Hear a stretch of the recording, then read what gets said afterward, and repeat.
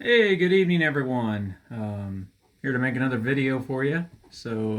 Army retired CSM.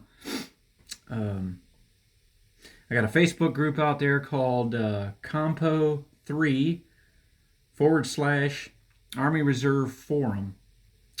Feel free to join that, and I'll approve you as an admin. So, bottom line up front tonight, we're going to talk about being a first sergeant and kind of what that entails. Um, you may see some similarities to other direct line leadership as well. It is kind of your last tier of direct leadership versus becoming a sergeant major and being at more the strategic level of leadership. What provokes this discussion, this thought, is I had a question come in from a friend of mine, a good friend, Ken, Sergeant First Class, stepped into the first sergeant role um, recently, okay? And he's running into some challenges. So I'm just going to start right off with what Ken's question to me was. So, how can I, in a first sergeant position of an HHC, get soldiers to have a vested interest in the outcome of training exercises? I am struggling with getting soldiers to do more than just show up to drill or battle assembly. I need them to give me something in order for the company battalion to succeed. Great question. Immediately, things go off in my mind from, past experiences and everything. And I'll just start with that. I think about mass punishment. I think about smokings because that's what I came up with, in the early 90s, especially. And matter of fact, I got into a debate with some active duty sergeants major not too long ago about mass punishment. And the question was, do you think it held some value and was effective? And my vote was yes. And my vote is very unpopular these days, especially. And the justification for my vote is in the Army Reserve and the Army National Guard, a lot of times, even back in the day, and I think it holds true today, you forget you're in the Army and you show up on the weekend all lackadaisical and stuff, being late to formation, all that stuff. And what mass punishment did was it brought about an excitement to let you know, hey, yeah, you're in the Army, shape up. And so we would often be in formation in frontline and rest position or other positions for that individual that was late. I get it. It upsets you. It upset me as well. I didn't exactly enjoy it, but I reflect back on that and the value in that. Okay, because when war kicks off, or the real thing's going on, or you're busting up for a range or whatever, you need to be on time. Everybody needs to be on time. And if you want to have valuable training in your unit, I'm a firm believer today, lottie dottie, everybody needs to be there and be on time, bar any serious, sincere exceptions. Okay, maybe a death in the family, a wedding, a high school graduation, once in a lifetime events, I got it. But this, my cousin's birthday and stuff like that, and the sun is out, I want to take off. No. So I digress. So we get upset, we go to battle assembly, and we're bored, right? So anyway, Ken said most of his formation are specialists. He's lacking some NCO support. They got some vacancies going on. So he's got this one E7, kind of a green E7, it sounded like, as a platoon sergeant. And Ken's an E7 as well, but more senior. So he's trying to leverage that E7, of course, to do some of the heavy lifting and everything. So they went to the range. Range box was not stocked the way it should be. They showed up without magazines for the weapons. Okay, that's a big no-no. I think we all know that. And by the way, show of hands, who's ever been through that? Yep, I have, embarrassingly. My unit's been to a range before without magazines. I was lower ranking at the time, so I can use that excuse. But there really is no excuse, okay? And then as a sergeant major, we had an incident at the range where cleaning supplies were left behind. And so we had to cough up money to go to the store to buy, pine oil and this crap, and I got so upset. I'm like, you don't buy this stuff, you acquire it. Okay, you pack it, and if you mess up, you acquire it, right? And that's what we used to call it back in the day, was acquiring, not stealing, but acquiring to get the job done. That's how I got my cleaning kit over the years for my weapon. I didn't buy one, so there you go. So anyway, I digress again. So there's more than one way to skin the cat. And, like Ken said, a lot of times nowadays we like to try to bring a positive method, positive ideas to the table to fix these situations, to motivate soldiers to do more than just show up and do the right things. So, I reached out to a couple of peers, and I posted on Facebook and got some comments and stuff. And there's been some ideas thrown out of like incentivizing, doing a competition, making a competition out of the weekend, and that type of stuff to inspire and influence soldiers to want to participate and want to do good things, want to be active in the training. Look, I've been around the block and back again with this subject, this conversation in the past. I don't know it all, and again, it was easy for me to resort from not being so nice to being nice, at times. And what I told Ken to start out was, you need to listen to your soldiers, okay? You need to come to the table, get their feedback, all right? Now, everybody who has a complaint needs to try and have part of a solution or play part in the solution, because there needs to be one. But you need to listen to them, because that's important. And that was one of the best pieces of feedback I ever had when I was a first sergeant. And because when I became a first sergeant, I thought we were going to be perfect. We were going to make things perfect, and it's never going to be perfect. So I learned a lot of lessons early on, but I did listen. I did listen to my E7s and some of my other soldiers, and some of them gave me feedback later on that they appreciated that, and they realized I didn't have to do that. Okay, now I told him, in doing that, you're going to get some that just complain.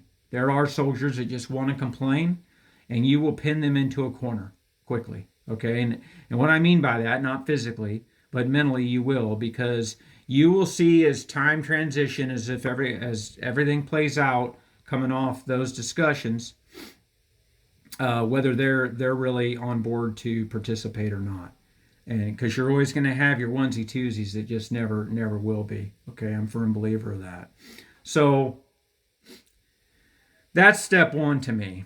And then you got to get a shared understanding. Look, guys, we got to do the range box. You got to do PCIs, PCCs, pre-combat checks, pre-combat inspections in order to have a good, effective weekend. Otherwise, you're going to be twiddling your thumbs. You're going to be sitting around. The time's going to go excessively slow, and we're never going to train. Okay? Now, I, as a first sergeant, there's no way that I can keep everybody busy at all times. Okay? It's impossible. So, you specialists out there, form a core. Yeah, it's already said that you're a mafia anyway, so go ahead and own it. So, form a mafia that gets after some training. Okay? Do some hip pocket stuff. All right. Some people, why don't we ever do DNC? I don't know. Why don't you ever do DNC? Go out in the parking lot and do DNC. I don't think the first sergeant would get mad if they couldn't find you and then they find you doing DNC. All right. So you can do something like that. You can go study the troop leading procedures. Well, what are those? Well, look them up. It's really easy nowadays. So get after some hip pocket training. There's no way the company level and above is ever going to fill all your white space. It's not going to happen. So just get it out of your head. If you're looking for that picture, that perfect training schedule, there's no hurry up and wait. There's no white space. There's no downtime. It does not exist. I'm not a recruiter. I'm here to tell you it does not exist. But you're still getting paid. You're still getting paid. So you're not doing it for free. Okay? Keep that in mind. It's still important to be there. It is very important to be there, okay? Because if a war kicks off, we need you all to be there, right? Oh crap, what if I die? No, listen, get that out of your head, okay? You signed up to serve Uncle Sam. Do it with pride, do it with honor, do it with integrity. Bottom line, all day long. I want you to close your eyes and I want you to think about all those soldiers that come before us, all those veterans. I want you to go back in your mind And hopefully you've seen at least a movie or something about the drafted veterans. Okay, the bubbas that wore the steel pots. Okay, that ate out of like freaking mess kits and stuff, and green eggs and dirt. And when I was going through the '90s, we had gunpowder and stuff on our hands, eating chicken. And today we can't go anywhere without our hand sanitizer. Okay, I want you to think back to those times, and if that does not inspire and motivate you in some kind of way, that there are Americans out there that did that and sacrificed for us to be here today and to have things a lot easier. I don't even think you got green eggs anymore in these defects. I've been in some of them recently. Okay, the food, I'm gonna tell you, the food massively improved in the late '90s to early 2000s. It did. They got after it. I'm telling you. Another problem we had when I joined was drug abuse. Okay, there are people failing urinalysis. I don't know if that still happens today. I'm just telling you that everything's cyclic. Things are cyclic. Okay, so those are some challenges they faced back when I joined. I digress. Being a first sergeant. Okay, get a shared understanding. Go from there. Okay, all your soldiers, take that hourglass of sand. At the top, it's full. When you meet all your soldiers, wherever you go from this day forward, I want you to look at them like that hourglass of sand with all the sand at the top. All right? Let them ruin it from there. Okay? You treat them on a level playing field. Okay? And then if they fail height weight, they fail things, and they just don't care, independent of counseling sessions and rehabilitation efforts and things like that, then that sand starts to trickle down. Okay, that just starts getting the lower part of the hourglass, and then I go back to what I was saying 5 minutes ago. You're pinning them in a corner. Okay, all right, Brownback, you've complained a lot, but you're not performing. Okay, your performance is not matching your complaining. All right, I need you to be part of the solution, not part of the problem. I also told Ken, get the counselings going. You got to do initial counselings and quarterly counselings. If it's not in writing, it never happened. I'm here to tell you. Okay? So many people think that doesn't matter, goes nowhere. And you know what? If it never goes anywhere, that's probably a good thing. It's probably a good thing. But it was documented, it's on record, and it makes people think. All right? It can help spark some motivation. All right. So some positive things, you could turn it into a competition. You get a squad competition going, a mini best warrior, whatever, something competitive for the weekend. Maybe you can get the sergeant major to give them a coin, something like that. But they've got to have a vested interest in what's going on. And to do that, I think you need to come to the table, develop a shared understanding, and employ and invoke trust. You got to have trust. You got to get bonded. You don't have to be their buddy. Okay, don't become friends, because when you become friends, then unfairness is perceived. Okay, there's going to be a perception of unfairness. All right, trust me on that. Okay, you don't need to be their social media friends. Okay, I say that a lot, and I think it gets criticism, but the reason I say that is, let's say Brownback out there posts something stupid. Okay, and by the way, Brownback does from time to time. Okay. And you're my leader, and you see that. Now you feel like you got to deal with it, right? And you join my social media to keep tabs on me because you care about me and whatnot. But then you see something that you got to deal with. Okay. Now, if you want to do that and you don't mind playing sheriff like that in your off time, then go for it. But it's not something I desire to do. It's not that I don't care. I just my wife would tell you, man, that I lived Army 24/7 enough without that too, and you gotta sometimes separate from it in certain ways. And social media was my fun escape a lot of times. Now, don't post anything threatening.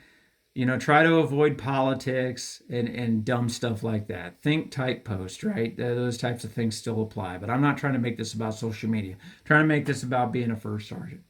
I hope it's been a little bit helpful. I may go ahead here and read one of the comments. This comes from a guy named Dan out there. Let me get a drink of water.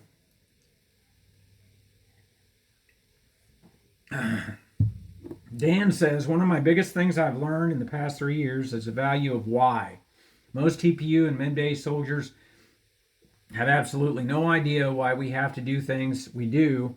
The same can be said for a lot of AGR soldiers, to be honest.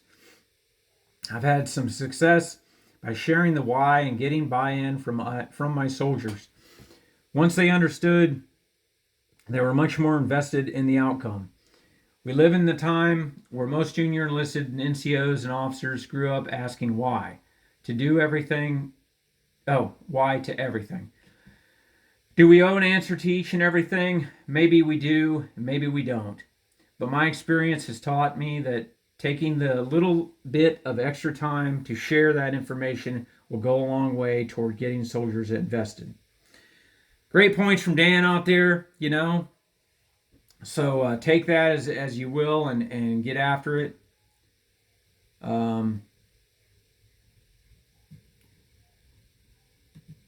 If you gotta beat them up, I'm still a firm believer that you can show them later.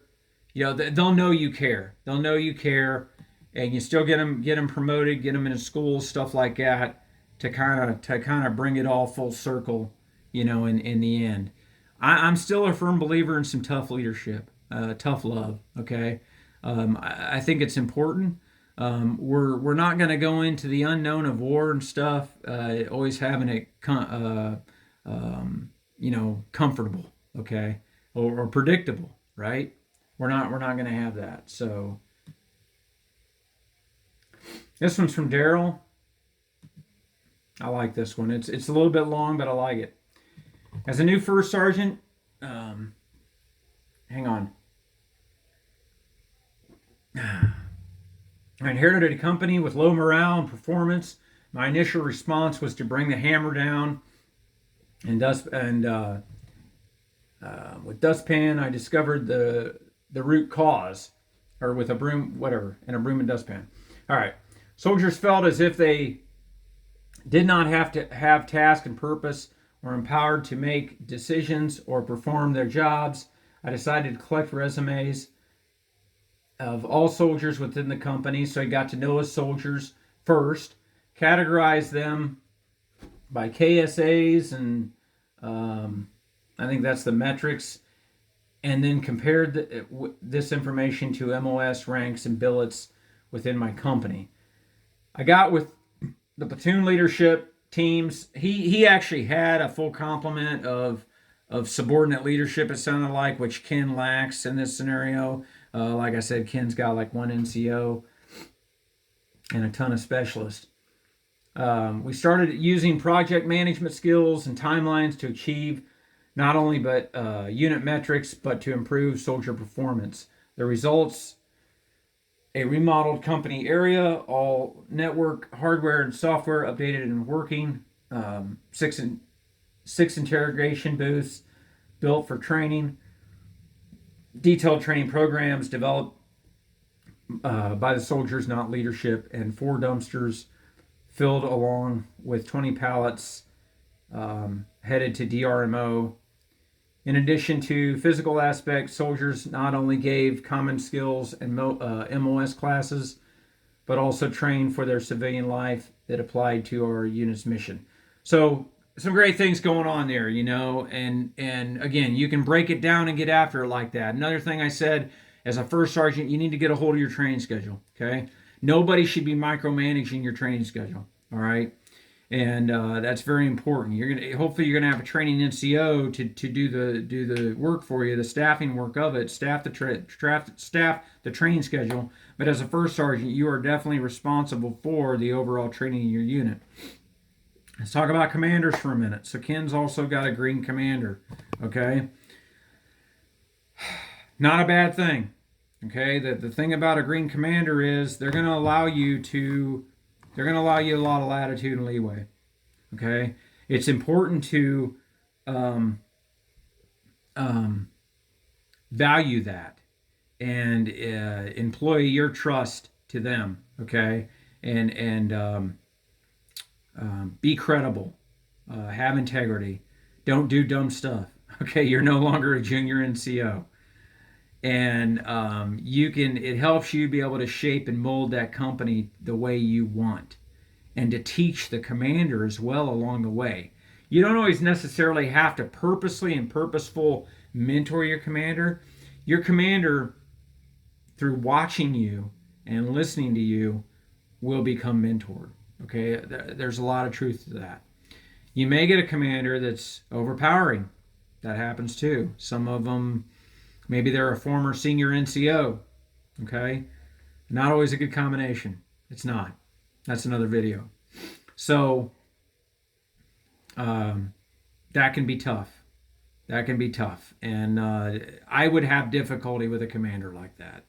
I'm pretty driven, and my go-to here is you either promoted too early to first sergeant or appointed too early to first sergeant, or you have arrived. You're more than capable of serving as a strong first sergeant.